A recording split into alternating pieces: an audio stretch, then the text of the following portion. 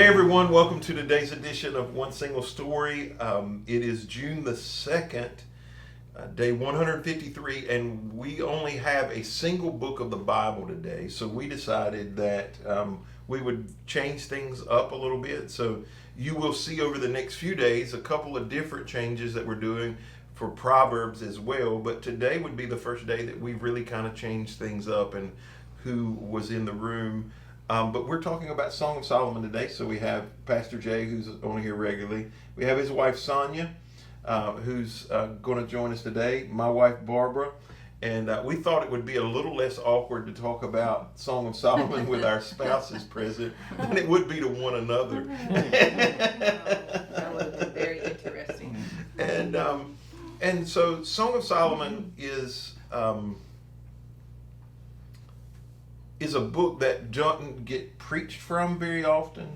We don't talk about it very often. I don't believe I've ever heard anybody say my favorite verse of the Bible is X, and they quoted something from Song of Solomon.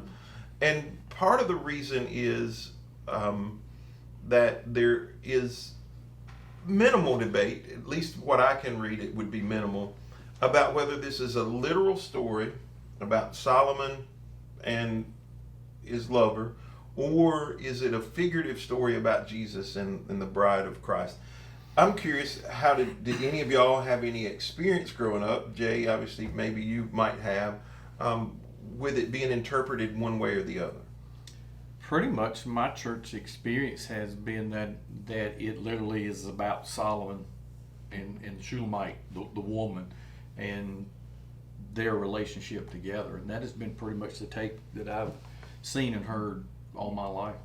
Yeah, so a little over a year ago, we would have preached a sermon that would have included a significant portion of the Song of Solomon, because we talked about sex. And this is a pretty graphic book. It can get. We're going to kind of focus on the first 3 chapters, which don't get into some of the extreme graphic detail, but it does get into some interesting conversation.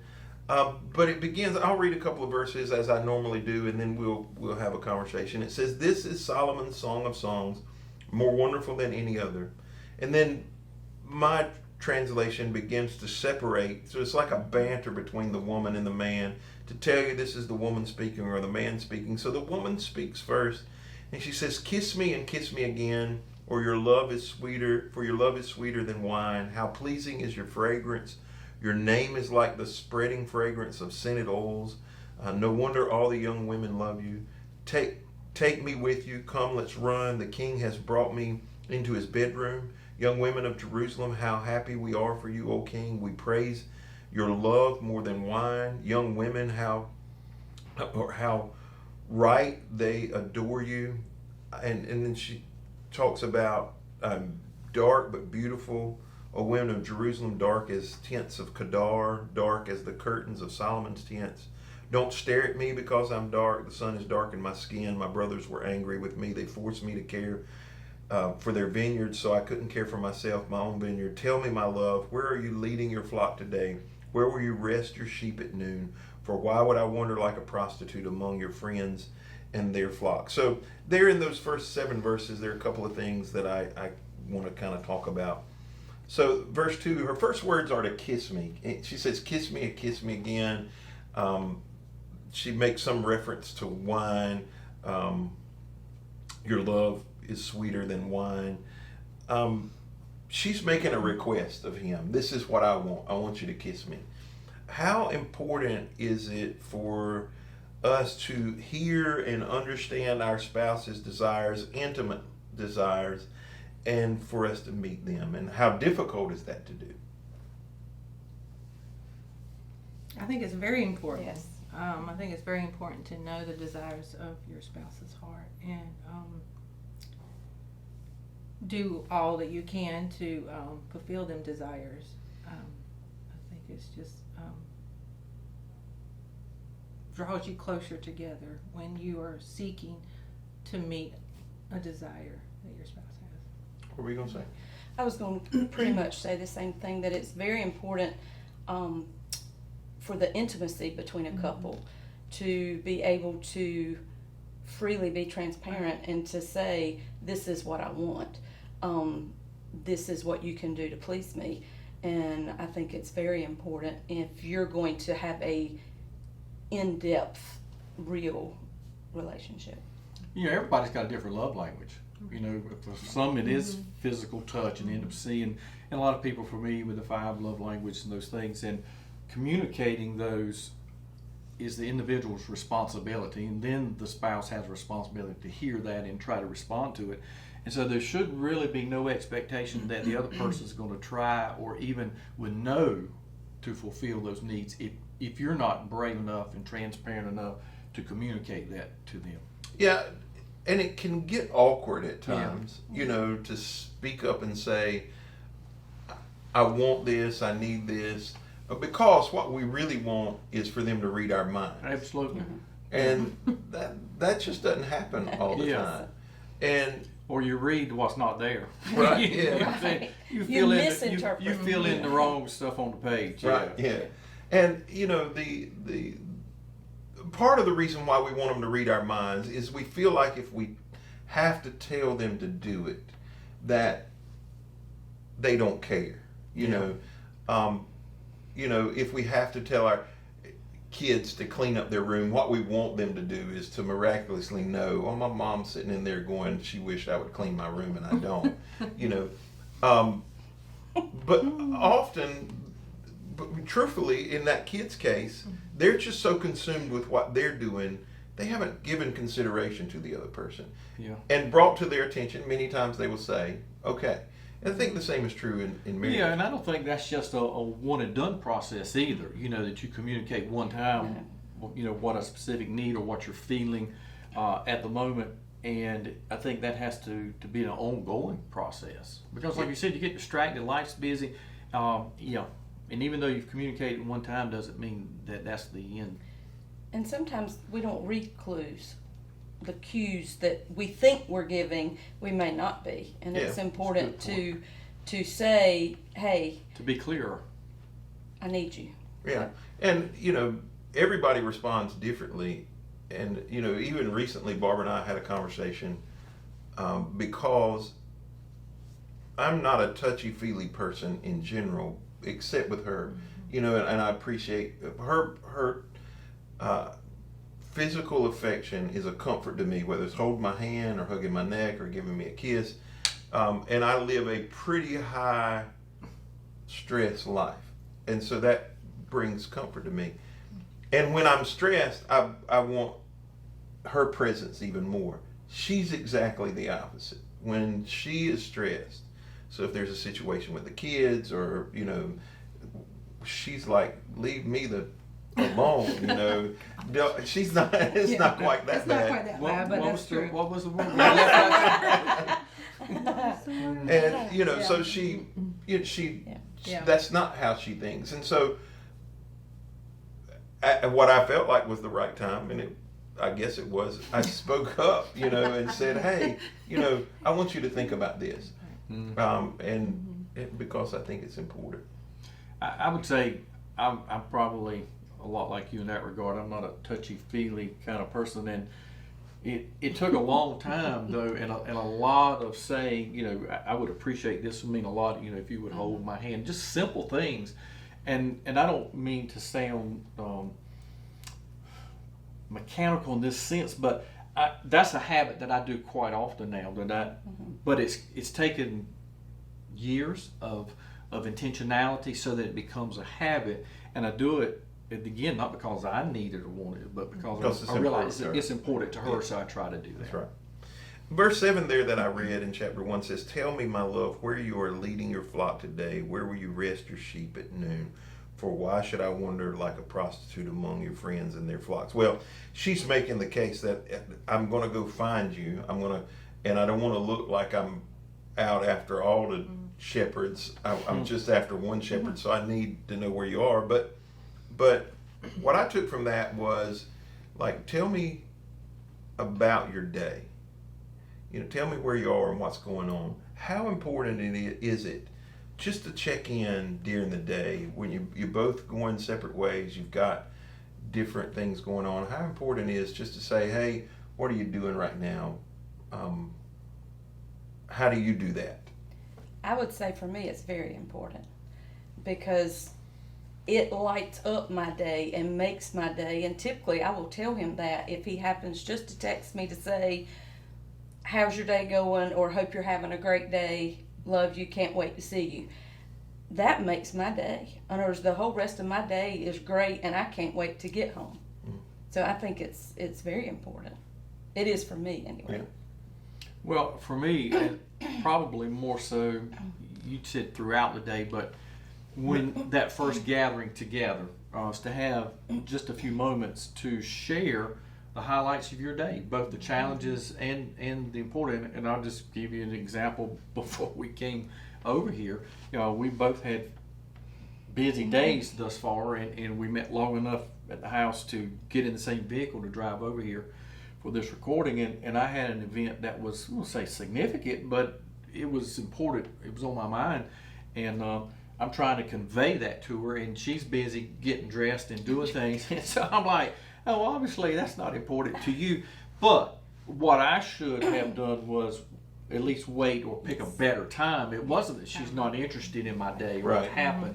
I was just trying to present it in a time where it wasn't the most opportune time. And so there again, responsibility on both parties here. Yeah, and the hard part is also what's important to her may not be high on your priority list, and what's important to you may not be high on her priority list. For you, how do you feel about checking in during the day? Oh, I think it's when we're together most days, but when we're not, I think just the text back and forth of, what's going on with you at the moment, or what you're dealing with. So whenever that doesn't happen, it's like, oh, what, I'm thinking, well, what's going on right now? But a lot of times I think I'm not better, but you're so busy, like your every minute is like jammed up pretty much. And so sometimes just being still and knowing when the timing is right to ask you about your day. Because a lot of times your day doesn't end until your head's on the pillow. That's right, and you're and out. then it's over. Yeah. And so, but you talked about just before you come in here. So I've already been recording podcasts as we record this. I left out of here, went to a meeting. That person walked out. She walked in, and I walked into your own. I had 14 emails that I had gotten in that meeting, and 6 texts, and I was trying to return them because I knew I was going to have to walk in here, and she's wanting to chat because she hadn't seen me today, or we hadn't talked today, and I want her to shut up. And I don't mean that up. When it goes back to that time, and to recognize that some occasions are better than others, and sometimes you just have to be intentional about that and say, hey, when you got a minute, or can we set aside a few? 5 minutes just to throw clothes on and get here. Right. So, the end of chapter 1, those last 3 verses, beginning of verse 15, he says, the man says, how beautiful you are, my darling, how beautiful your eyes are like doves. And she responds back, you are so handsome, my love, pleasing beyond words. The soft grass is our bed. That's a whole different, that's the sex outside conversation. I mean, that's literally the sex outside. That's what he's talking about. I mean, the soft grass is our bed. Yeah, that's what he's talking about. Fragrant cedar branches are the beams of our house, and pleasant smelling firs. I'm not going to talk about sex outside. I am going to talk about I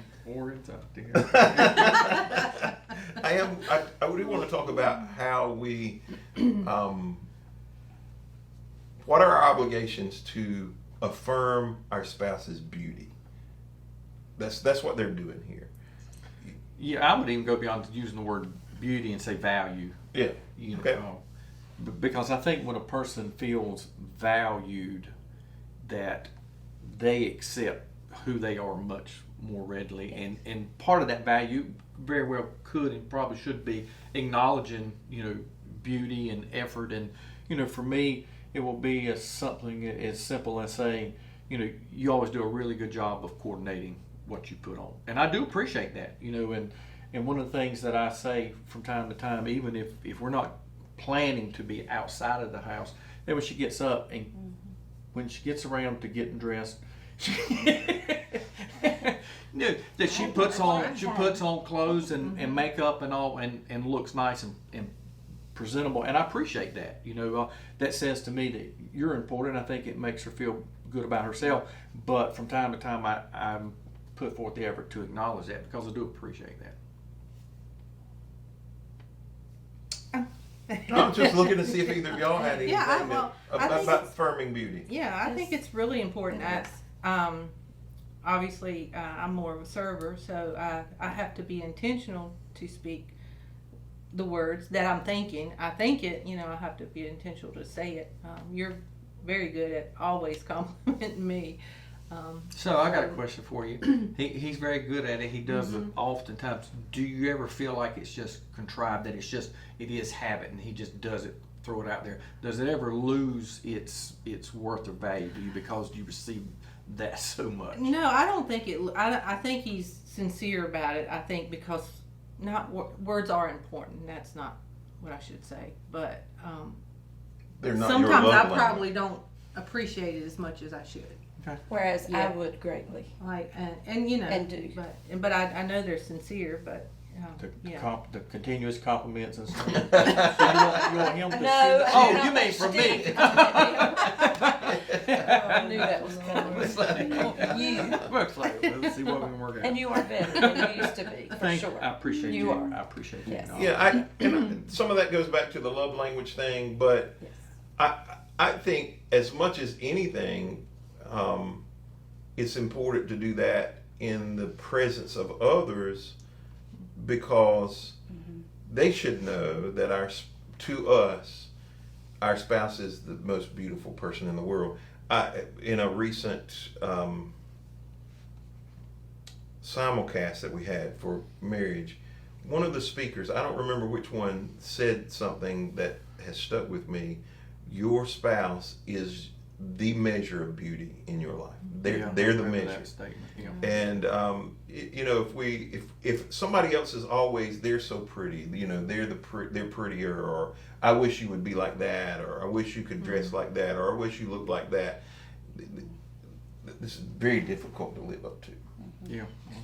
So, and we're going to go into chapter 2. This is going to be probably the diciest piece that we'll get into. This will be as dicey as it gets. I'm going to try to ask the question as generically as I can. And We're almost out of time. So, in chapter 2, it says, I am the spring crocus blooming in the Sharon plain, the lily of the valley. Like a lily among thistles is my darling among young women. And then she speaks, like the finest apple tree in the orchard is my lover among other young men. I sit in his delightful shade and taste his delicious fruit. For most translators, most theologians, most commentators would say this makes an allusion to oral sex. And that's why I said this is going to be the diciest piece of it. The question that I have is that sometimes, let me say it like this. I think probably at least 3 of the 4 of us grew up in an environment where the one thing that you knew about sex was don't. And so what was pretty much sex in general was off limits. What would you say to couples about what's in bounds, what's out of bounds, what's acceptable, what's not acceptable, and how do they go about that process in their marriage to discover that? Well, first of all, I would echo your comments in that I think the church, by and large, even today, speaks fairly often and frequent about keeping sex and intimacy for marriage, which is a wonderful message. I think the church speaks often about the wrong ways to experience sex, meaning outside of marriage, which that's a necessary message too, but it does very little to help us understand inside the context of marriage. And I think for a lot of people, there's disillusionment, disappointment, frustration, and I would just say there's a lot of great Christian resources out there to help people kind of through that process. and to understand that there's a lot available, just like in the Garden of Eden where God said to Adam and Eve, everything in here is available for you to enjoy except this one thing. You stay within these bounds. And within the Christian marriage, there's a lot of room to operate, as it were. And we could spend a lot of time talking about this: what's comfortable for both individuals, what is safe, what is honorable. Scripture speaks to the fact that the marriage bed is honorable. It is not defiled. That there's a lot of liberty within that. And so I would encourage people to seek out resources to read and so that they can understand better. And have conversations And among have themselves. conversations, yes. Yeah, not be afraid. Be vulnerable about it, because Right. what you may find is once you approach a particular subject, or this as a general sense, that the spouse may actually be glad you're having that conversation. I think one of the worst harms that we do, and I'm speaking from personal experience, with children, whether they are young children, teens, etc., is to treat the issue of sexual relations as a taboo, Yes. or not to talk about it at all, because the Bible has so much positive to say inside that context. Again, we do a lot this direction, a lot that direction, but not necessarily within the context of marriage itself. Either of you have anything you want to add to that?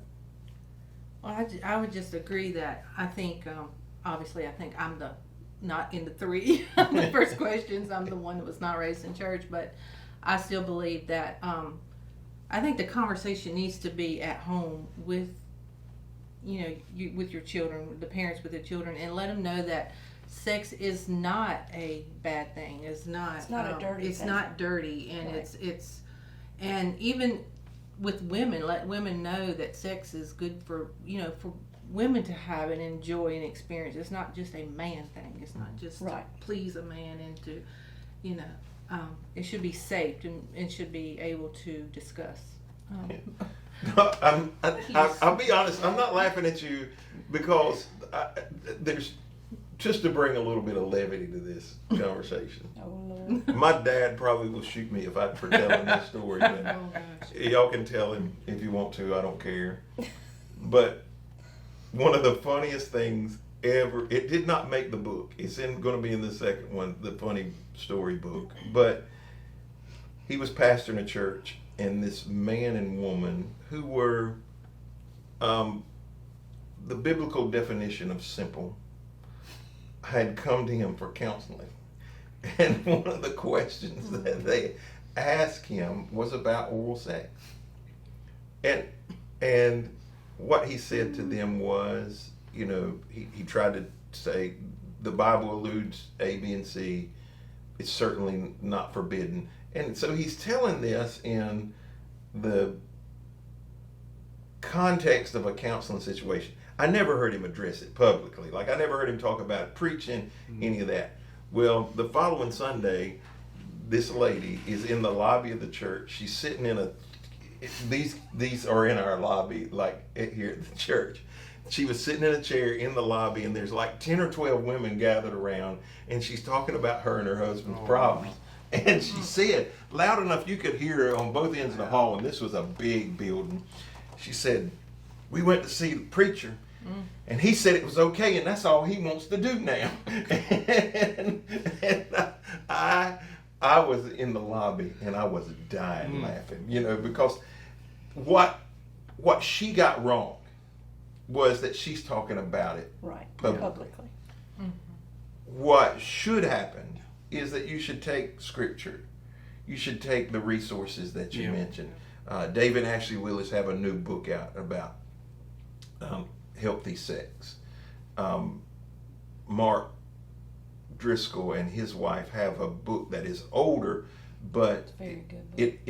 it's pretty like graphic. I've given that to a lot of young couples together to talk about some of these issues that we just don't. Well, one, I don't want to say they're inappropriate to talk about in a sermon, but they're awful uncomfortable to preach on. But they do need to be talked about with couples so that they can not be afraid to have the conversation. Yeah, because the truth of the matter is the beauty of the intimacy that God designed between a man and a woman in the context of marriage.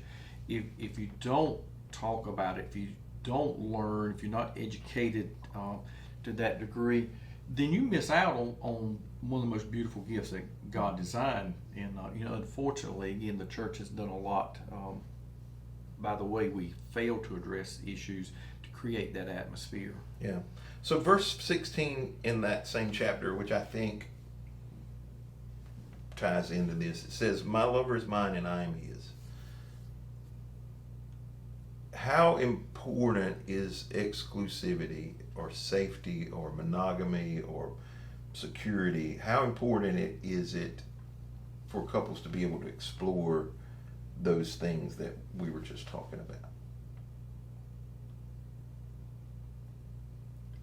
I think it's very important, because then those possible thoughts, desires, or feelings, that sort of thing, is talked about within your marriage, and the excitement and the whatever that may be in that. There's no looking elsewhere for that, because you're going to get that fulfillment, whether it be the excitement, whether it be the oneness, the whatever your spouse may need. And everybody's different, because they all bring stuff into their marriage. So I think, create stuff in there. and true, and create stuff in there. So I think it's very important to that comes also back to that, having those conversations, being transparent with each other, so then you know what's important But to it's your hard to spouse. be transparent with somebody you don't trust. Oh, absolutely. Exactly. If you don't have trust, you're never going to have Exactly.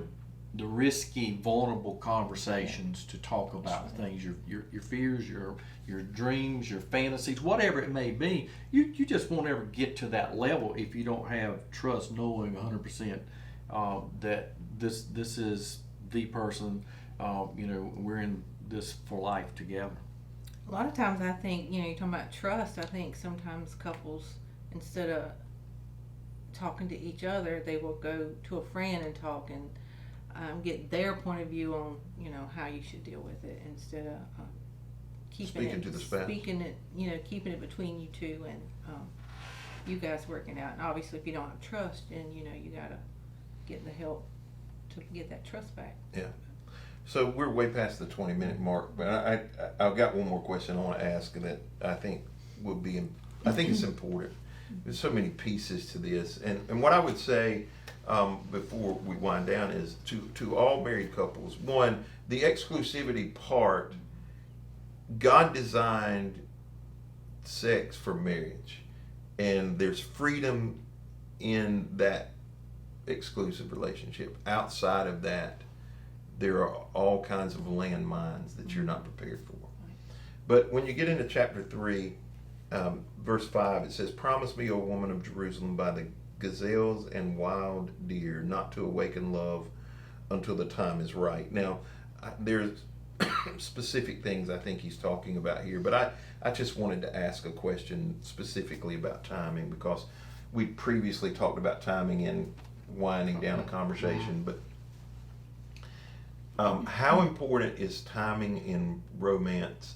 And because everybody has different schedules and different rhythms in their body and their mind and their spirit, how do you navigate that timing with romance? How do y'all do it? Check the schedule. No, it is important to the degree, one may be having a thought process, but that person's had an extremely long day, and physically they're exhausted. You need to be mindful of that. A person may be going through an extremely difficult time emotionally, and you may be thinking, well, that's the last thing on their mind, when in fact that may be the very connection thing that they do need. Yeah, you could go back to Isaac and Rebecca. That was one of the things it says when Sarah died. It says she comforted him. They used sex to help him grieve. Yeah, absolutely. And so I think it's imperative that you understand your spouse, that you're able to read the environment, as it were, and then plan or move accordingly to that, and that's an ebb and flow. And for some people, their lives may be such that it absolutely has to be scheduled out, planned time in advance. And I know there are arguments against that. And my thing is, if that is what needs to happen, then and that works for them, then that's okay. If it has to be scheduled out to make sure that you have time for one another, that's important. But creativity, it's no less important because you scheduled it than for it to be spontaneous. It's just, to me, it's important. And I also think that, like every sexual encounter, we have, it's not going to be romantic. Yes. It's sometimes it's just, I mean, seriously, you can't expect it's just all romantic like the movies, and it's just with the flowers and everything the is, bottle of champagne, I get it. And sometimes it's just one of the. This is important, and we have to do it. Yeah. Yeah. I would agree, and our. Huh? we have to do it. Get to. We get to it. Gosh knows. 8 times this week. Here we go. I guess so. Yeah, but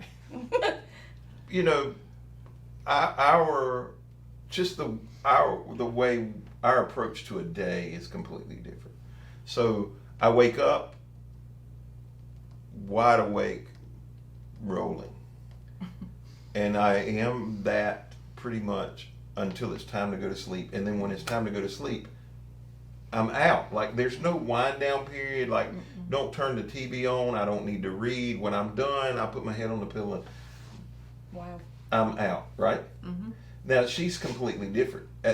For her, that night, she's got to wind down. She needs to watch TV or read or do something. She needs to get the day over with.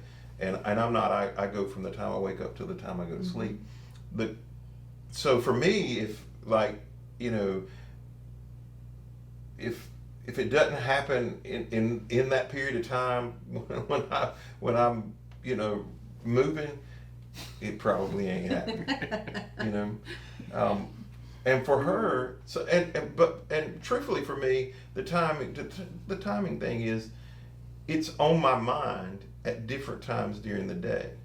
For her, I don't want to say it's never on her mind until the day is done. And in that wind down period, okay, everything's done, everybody's in bed, everything's in its place. Now I can think about that. And so for us, we have to go out of town. Yeah, we have to go out of town. Yeah, we notice it and we talk about it. And there'll be times where we do say things like, okay, we're gonna have to schedule it, I guess, because life gets busy and it gets hectic. And what I would say to couples is, don't feel like you can't.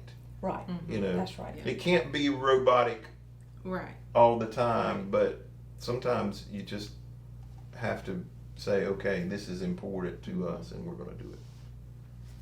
Any other thoughts that any of the three of you would like to contribute? Only that I never realized the importance of scented oils so much as she talks about in here. See? Scented essential oils. Essential oils. See, you just did an advertisement for a bunch of young women salespeople. We'll go plug in the pot. What flavor? I don't know. Rosemary. Jeez. Okay. It's been a good session. We'll stop it. Good. Jay, you want to close this in prayer? No, I won't. Lord, we thank you for the opportunity to spend time looking at your word, and thank you that you care enough about us and our relationships, including intimacy within our marriages, that you have an awful lot to teach us through your word. Help us to seek you first, and help us to develop relationships where we have trust within our marriages, where we're open and honest and transparent, where we can have honest conversations, and so that we can enjoy the gifts and the pleasures that you have designed for us to the fullest, and to understand that there's a spiritual connection when we are connected physically. We thank you for this gift, and we thank you for the benefit that will come to the people who watch this or listen to this podcast. In Jesus' name.